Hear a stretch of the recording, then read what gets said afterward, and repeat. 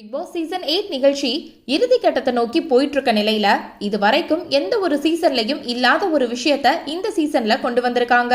அதாவது இதுக்கு முன்னாடி எலிமினேட் ஆன 8 கண்டஸ்டன்ட வைல்ட் கார்டு என்ட்ரி மாதிரி கடைசி 2 வாரத்துக்கு உள்ள அனுப்பி இருக்காங்க. அது மட்டும் இல்லாம அதுல 2 கண்டஸ்டன்ஸ ஆல்ரெடி டாப் 8ல இருக்க 2 கண்டஸ்டன்ட ரீப்ளேஸ் பண்ணிக்கலாம் அப்படின்ற மாதிரி பிக் பாஸ் சொல்லிட்டாரு. இது ஒரு பக்கம் விறுவிறுப்பா போயிட்டு இருக்கும் போது இன்னொரு பக்கம் வந்த பல கண்டஸ்டன்ட் விஷால் அவர்களை டவுன் பண்ணிட்டாங்க அப்படின்னு தான் சொல்லணும். அதுலயும் சுனிதா சாச்சனாலாம் விஷால் அவர்களை அழுகவே வச்சுட்டாங்க.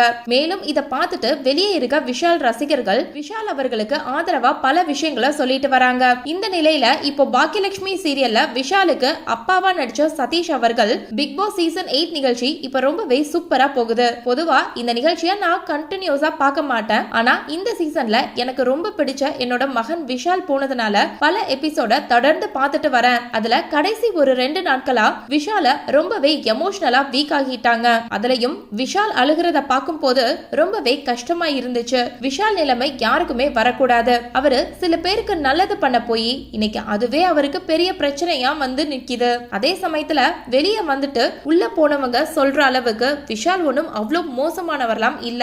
அவரை திட்டம் போட்டு காலி பண்ண பாக்குறாங்க. விஷால் மட்டும் இன்னும் 2 வாரம் இருந்துட்டா கண்டிப்பா டைட்டில் வின் பண்ண கூட நல்ல வாய்ப்பு இருக்கு அப்படின்னு ரொம்பவே சப்போர்ட்டிவா சொல்லி முடிச்சிருக்காரு. சோ இந்த வீடியோவை பார்த்துட்டு இருக்க நீங்க நடிகர் சதீஷ் சொல்லியிருக்க இந்த விஷயத்தை பத்தி நீங்க என்ன நினைக்கிறீங்க அப்படின்னு உங்களுடைய கருத்துக்களை கீழே உள்ள கமெண்ட் செக்ஷன்ல ஷேர் பண்ணுங்க. மேலும் இது போன்ற பல முக்கியமான செய்திகளை தெரிஞ்சுக்க நம்ம சேனலை மறக்காம சப்ஸ்கிரைப் பண்ணுங்க.